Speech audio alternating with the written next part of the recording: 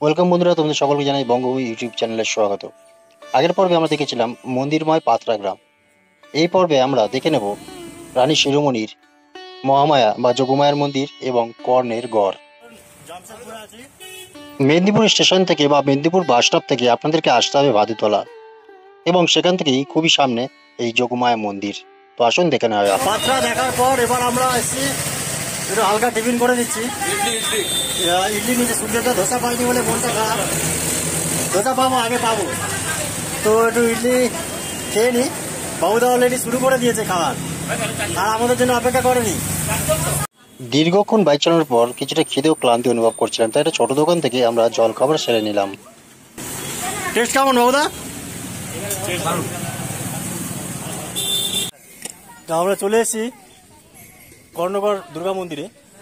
তো খুব গরম লাগছে, রোদ্দুর উঠে গেছে কি ঠান্ডার জন্য যা চাপিয়েছি আমরা, এখন একটুখানি হাসপাস করছে শরীরটা। তো আগে যাই, মায়ের দর্শন করি। আমরা হচ্ছে এখন কর্ণগড় দুর্গা মন্দিরে। এখান থেকে আমরা ঢুকে আমরা বাইক এই গাছটা ঠিক পেছন দিকে পার্কিং আছে, ওখানে আমরা রাখলাম। আর ঠিক ঢুকেই এই পাশেই জুতো রাখার ব্যবস্থা আছে, 2 টাকা করে নিচ্ছে জুতোর জন্য। আর এই পাশেই দেখুন সারি সারি, ঠিক যেমন দক্ষিণেশ্বর তারাপীঠ মন্দির এরকম মন্দিরে পাশেই যেরকম দোকান থাকে পুজো দেওয়ার, সেই সমস্ত এখান থেকে নিতে পারবেন। আর এইটা হচ্ছে মন্দিরের প্রবেশদ্বার। তো চলুন ধীরে ধীরে মন্দিরের ভিতরে প্রবেশ করবো আমরা। চলুন।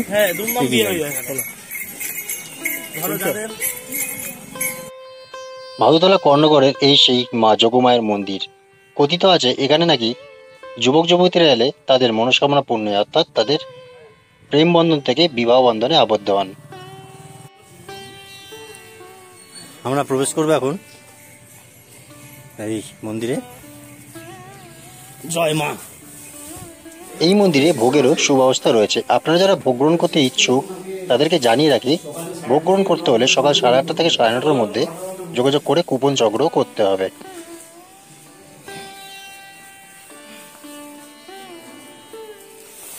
সামনে ওটা হচ্ছে মায়ের মূল গর্ভগৃহ। ছোটটা এইদিকে চলো, বাঁ দিক থেকে শুরু করো। আচ্ছা, বাঁ দিকে এই মন্দিরটা থেকে। তুমি আগে আসো, তুমি জানো ব্যাপারটা, তুমি বলবে কি বলবে। আরে তুমি জানো তো, এদিকে আসো না। খুব সুন্দর এই মন্দির প্রাঙ্গণ।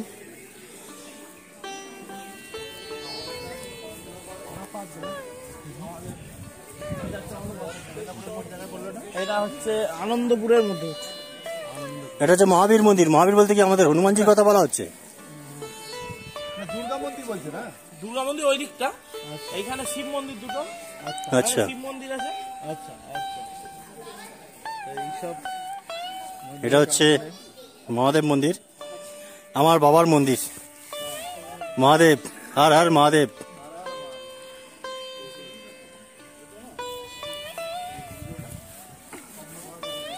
আমরা যাব এখন হনুমানজির টেম্পলে, অর্থাৎ মহাবীর টেম্পল। সামনেই গৌরাঙ্গ মহাপ্রভু এবং তুলসী নারায়ণ, তার পিছন দিকেই মহাবীর মন্দির। চলুন। জয় জয় শ্রীরাম।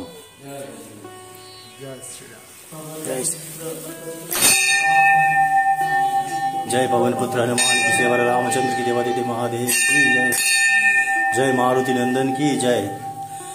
जय श्री राम। जय श्री राम। जय श्री राम।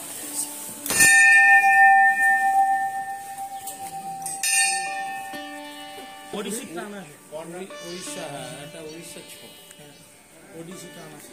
এটা গুরুদেব আর কি স্বপ্নে পাওয়া। এবার যাব দণ্ডেশ্বর ও যজ্ঞেশ্বরের জিউর মন্দির, সরি খড়গেশ্বর জিউ মন্দির।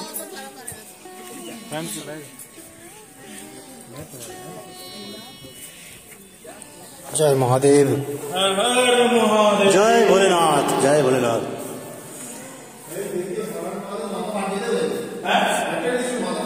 স্বয়ং মহাদেব এখানে বিরাজমান, গর্ভগৃহ মহাদেব। জয় মহাদেব, জয় মহাদেব। অসাধারণ, খুব সুন্দর একটি জায়গা।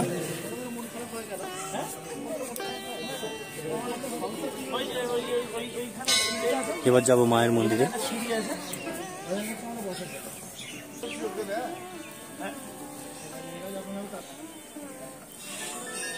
এটা মায়ের মন্দির।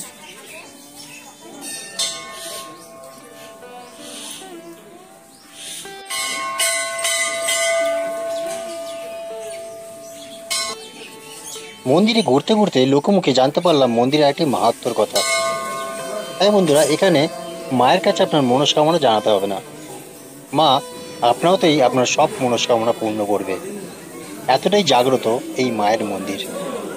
তো আমিও ভক্তি ভরে মুগ্ধ হয়ে মাকে প্রণাম করলাম এবং মায়ের কাছে প্রণাম নিবেদন করে আপনাদের মঙ্গল কামনা করে ধীরে ধীরে এগিয়ে চললাম আগের দিকে।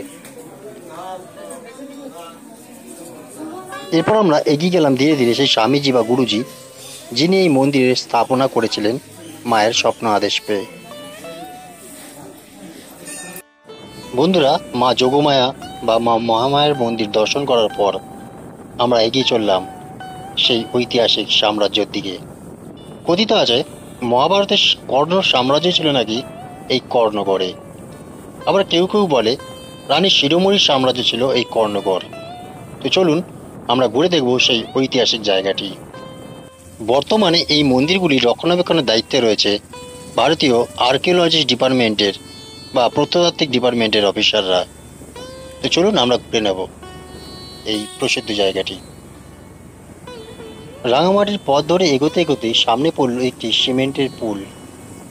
পুলটি পার করার পরেই ধীরে ধীরে চোখে পড়তে লাগলো রানী শিরোমণির গড় বা কর্ণগড়ের সেই ভগ্নাশেষ। এই গড়কে কেন্দ্র করেই আশেপাশে অনেকগুলি রিসর্ট টাইপের গড়ে উঠেছে। আপনারা চাইলে শীতকালে বা অন্য কোনো সময় সেখানে পিকনিক করতে পারেন। বিভিন্ন ধরনের ছোট ছোট বাসগুলো এখানে এসছে এই শীতকালীন পিকনিকের জন্য। আপনারা চাইলে খোঁজ নিয়ে এখানে পিকনিকের জন্য অ্যারেঞ্জমেন্ট করতে পারেন। তো চলুন ঘুরে নিই ভেতরটি। ঢুকতেই আমাদেরকে মাথা পিছু 10 টাকা করে টিকিট নেওয়া হলো এবং বাইকের জন্য আলাদা পার্কিং ফি। আমরা আমাদের গাড়িগুলি যথাস্থানে পার্ক করে আমরা ভেতর দিকে এগিয়ে যাব। তো চলুন দেখতে থাকি।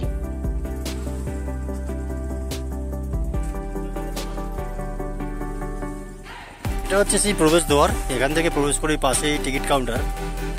10 টাকা করে টিকিট নিয়ে আমরা এই কর্ণের গড় দেখতে যাব। আমাদের গাড়িগুলিকে এখানে আপাতত পার্কিং করে দিলাম। এবার আমরা ধীরে ধীরে এগিয়ে যাব গড়ের দিকে। ওখানে ঘুরতে ঘুরতে লোকমুখে বা স্থানীয় কিছু বাসিন্দার মুখে জানতে পারলাম এখানকার ইতিহাস সম্পর্কে। যদি আমি এটি নিয়ে খুব বেশি গবেষণা করিনি, তবে যেইটুকুনি জানতে পেরেছি তা আপনাদের সামনে তুলে ধরলাম। অষ্টাদশ শতকের শেষের দিকে রানী শিরোমণির এই জায়গাটির দায়িত্বে ছিলেন এবং সেই সময় ব্রিটিশ ইস্ট ইন্ডিয়া কোম্পানি সমস্ত রাজা ও জমিদার থেকে জমিদারি হাতিয়ে নেওয়ার জন্য এক এক করে দখল নিতে শুরু করলো। সেই সময় মেদিনীপুরের এই এলাকায় দেখা দিয়েছিল চুয়ার বিদ্রোহ, যা বলতে পারেন চুয়ার বিদ্রোহের মেন ঘাঁটি ছিল এই কর্ণগড়। সেখান থেকে কেন্দ্র করেই সেই আন্দোলনের সূচনা। পরবর্তীকালে সেই আন্দোলনকে ব্রিটিশ সরকার সফলভাবে দমন করেছিল, কারণ সেই সময় গ্রামবাসীদের লাঠিসোঁটা নিয়ে যুদ্ধ, ব্রিটিশ সরকারের ঢাল তরোয়াল বন্দুক নিয়ে যুদ্ধের সামনে তারা খুব বেশি দিন টিকতে পারেনি। এইভাবেই ধীরে ধীরে ইতিহাসের বুকে মুছে যেতে থাকে এই গড় এবং ধ্বংসের পরিণত থাকে এই গড়। বর্তমানে এই গড়ের অবস্থা খুবই জরাজীর্ণ, চারিদিক ভেঙে ভেঙে খসে খসে পড়ছে। জানি না কতদিন এইভাবে আর মাথা উঁচু করে টিকে থাকতে পারবে। আমরা ধীরে ধীরে চারপাশটা ঘুরে দেখলাম। তবে আপনাদেরকে জানিয়ে রাখি, যেহেতু প্রচুর ভগ্নাশেষ এবং প্রচুর পুরনো এই ইমারতগুলি, আপনারা একটু দেখে শুনে ঘুরবেন। আমরা ঘুরতে গিয়েও কিছু কিছু জঙ্গলি সাপ আমরা দেখতে পেয়েছিলাম। তো সুতরাং আপনারা এই এলাকায় এলে খুব সাবধানে ঘোরাফেরা করবেন। বন্ধুরা, এখনো আমাদের অনেকখানি পথ পাড়ি দিতে হবে এবং সন্ধ্যের আগে গন্তব্যে পৌঁছাতে হবে। তাই আমরা দেরি না করে বেরিয়ে পড়লাম গন্তব্যের উদ্দেশ্যে।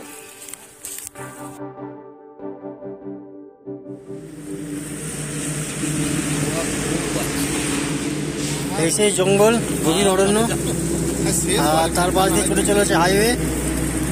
আর আমরা এখন দাঁড়িয়ে আছি এই জঙ্গলের পাশেই, 2 মিনিট রেস্ট নিয়ে আবার ছুটবো। লোকাশুলি জঙ্গল, একটা ঘন জঙ্গলের মধ্যেখানে আমরা দাঁড়িয়ে আছি। রাস্তা শুধু রোড ছাড়া কিছুই নেই, লোকজন। আমরা এখন মোটামুটি ঘাটশিলার খুব কাছাকাছি আছি, আর ঘন্টা দেড়েকের মধ্যে মোটামুটি আমরা পৌঁছে যাব টাটা জামশেদপুর। তো এখন মোটামুটি আমরা এখানে দাঁড়িয়েছি, একটু ওই চা পা খাবো। চা পা খেয়ে খাটিয়া পাতা আছে এখানে, খাটিয়া অলরেডি সুখদেবটা বসে আছে, বদলটা বসে আছে। খাটিয়া একটু বিশ্রাম নেবো, তারপর আবার বেরোবো। গাড়ি একটু ঠান্ডা হচ্ছে আবার। এখন টিফিন হচ্ছে ব্রেড টোস্ট আর সস। এখনো দাদাদেরটা আসেনি, দাদাদেরটা এখনো বানানো হচ্ছে, তৈরি চলছে। এরপর চা পা খেয়ে আবার রওনা। জামশেদপুরে আছি, এখন রাত্রেবেলার খাওয়া চলছে লিট্টি। যেহেতু এখানে ট্র্যাডিশনাল লিট্টি ভাবে চলে, তাই আমরা লিট্টি হাতে গরম ওখানে তৈরি করছে, এখন গরম তৈরি করছে, আর এখানে আমাদের পরিবেশন করছে, আমাদের খাওয়া হচ্ছে। টেস্টটা কেমন সুন্দরদা? একদম এক্সিলেন্ট, সুন্দর লাগে। ভালো লাগছে, দারুণ। তো লিট্টি ফিট্টি খেয়ে নিয়ে তোমাদেরকে দেখাবো যে রুমটা আছে, রুমটা কেমন। তো খেয়ে নিই, খেয়ে দিয়ে আবার দেখা হচ্ছে। জামশেদপুরে পৌঁছে আমাদের খুব খিদে পেয়েছিল, তাই আমরা খেয়ে নিলাম লিট্টি। আর বেশি দেরি করবো না বন্ধুরা, আমরা শুয়ে পড়বো। এবং কালকের জন্য আপনাদের জন্য রয়েছে অনেক দারুণ দারুণ সব জায়গা। তাই জায়গাগুলি দেখতে আমার চ্যানেলটাকে লাইক, শেয়ার আর অবশ্যই সাবস্ক্রাইব করবেন। দেখতে থাকবেন, ভালো থাকবেন। তো চলুন, দেখা হচ্ছে নেক্সট পর্বে।